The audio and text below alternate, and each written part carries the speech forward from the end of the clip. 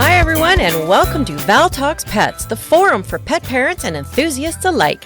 Having been in the pet industry for over 10 years now, I'm going to share with you issues and questions that arise as I work with pet parents on a day-to-day basis. I am not a veterinarian, but I do have certifications in canine, feline, small animal, fish and herptile, and avian health and nutrition from the University of California, Davis Extension.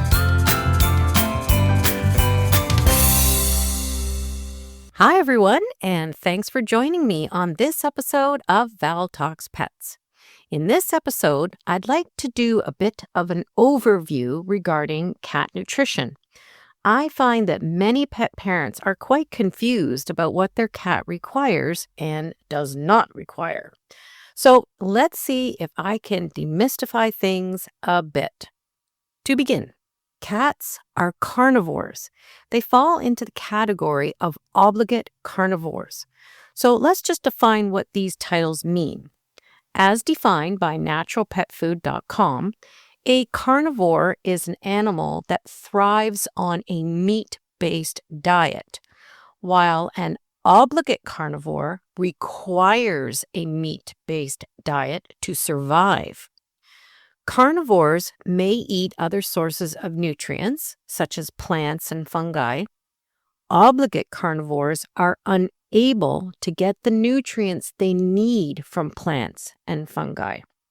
So, this does beg the question of whether cat food needs to have grain or any other carbohydrate. One very popular brand of food listed in its ingredients is chicken byproduct meal, corn gluten, wheat gluten, beet pulp, and vitamins. That doesn't sound like an obligate carnivore's diet.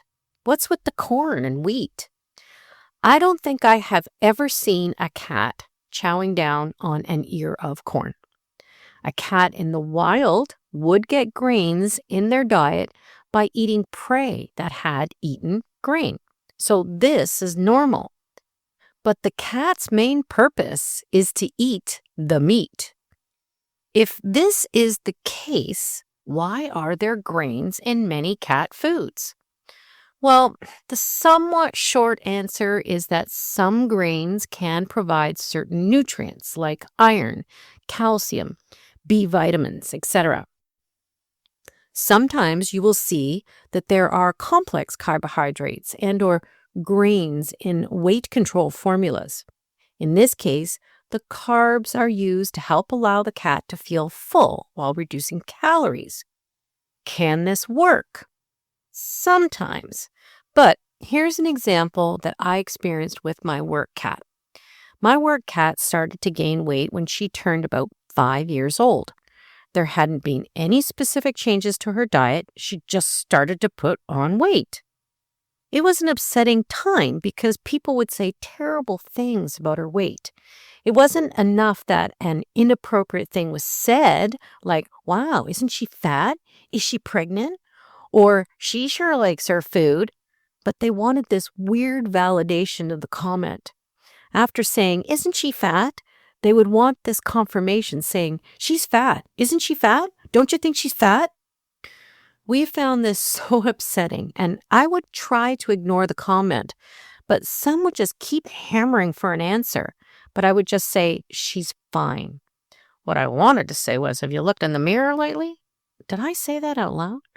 Anyway, I took her to the vet, and yes, he felt she needed to lose about 5 pounds. On a cat, that is a lot. We discussed options, and he wanted her to go on a prescription weight loss kibble. I was not really on board and even said, yes, she'll probably lose weight, but that's because that formula has nothing in it. She might as well eat dust. He disagreed, and I said, okay, we'll try your way for a full bag, but not the one from the vet. He gave me the nutritional levels she would need, and I matched it as closely as possible, and the vet was fine with that. Now, I can say our cat loved the food. We measured out the allotment that she could have over 24 hours and doled it out throughout the day, bits at a time, so she would always feel that food was there and not deprived. We stuck to this. Did she lose weight? Not an ounce. The vet was surprised. I said, okay, now we're doing it my way. My way was to put her on a high-protein formula, no grains, and see how my little obligate carnivore does. She lost 1.5 pounds in 2 weeks, and then a little bit more, and then a little bit more. She didn't lose the whole 5 pounds in a month, but she did about 3.5. Now, the food she was originally on was grain-free, but the key to getting her weight down was the high protein. So, does this little example mean that cats do need a high protein diet and the grains can be ditched? Well, according to wagwalking.com, grains should be given in moderation, and cats should still get 90% of their calories from a completely balanced cat food. If you look, however, at brands that specifically always use grains in their formulas, you will see statements like, vegetables and grains are low phosphorus sources of essential amino acids that cats need. However, according to redbarn.com, cats can get all the essential amino acids they need from meat. Well, that's another PetMD.com points out, unlike dogs, which are omnivores, cats are obligate carnivores. This means that their bodies have adapted to a diet consistent strictly of meat, which provides animal protein.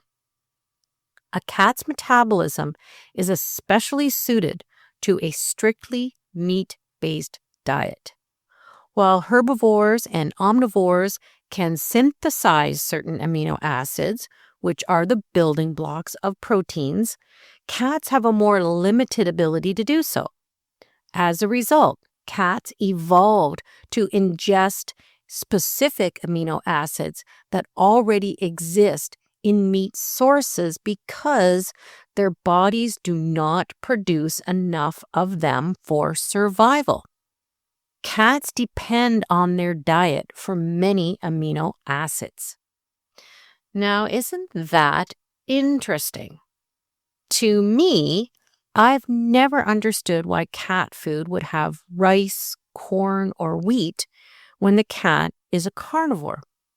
Stray cats, feral cats, survive quite well on hunting, and there isn't a grain in sight unless they ingest the grain that the prey ingested. Now, I have specifically asked the question about corn in a specific high-end brand of cat food when speaking with the brand's representative. The answer I got was that corn provides additional value to the protein. Really? And what value is that? Corn is a high glycemic grain, and we can never know the quality of the corn being used. Check out my episode on demystifying fillers to learn about that. And again, what cat have you seen enjoying an ear of corn? The bottom line is, I didn't buy that explanation. So, what is the best approach with cats to make sure they are eating a balanced diet and their weight is healthy? Well, like everything, there isn't any one specific answer. We know that cats are strict meat eaters. We know that they do not produce enough taurine, the amino acid required for eye and heart health, in amounts their bodies need. Taurine is gained from animal-based protein. Therefore, higher amounts of animal protein in a cat's diet are considered quite essential. Arguments are often thrown out that cats derive other essential amino acids from grains, but we have to remember that these are often stated by brands that exclusively include grains in their formulas. PetMD makes it clear that a cat can get all the amino acids required from their meat source. Therefore, it would stand to reason that a high-protein, grain-free diet would be the best direction. Consider, for example, the pet parents that feed raw to their cats. In the raw formulas, the cat-specific choices are pure meat and organ meats, no grains, and no vegetables. The rise of raw feeders shows that many cat parents feel that this diet addresses the cat's need for meat and their ancestral and prey-driven diet. For me, I'm going to side on the true obligate carnivore side, meat first and foremost. I just don't get why an obligate carnivore needs to have rice, corn, or wheat. My Rory is working his bum off right now catching mice that are getting into the house.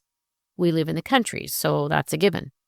Most times we can get the mouse he catches and release it, but sometimes he has a little snack on it and spoiler, this is a bit gross, he eats their heads.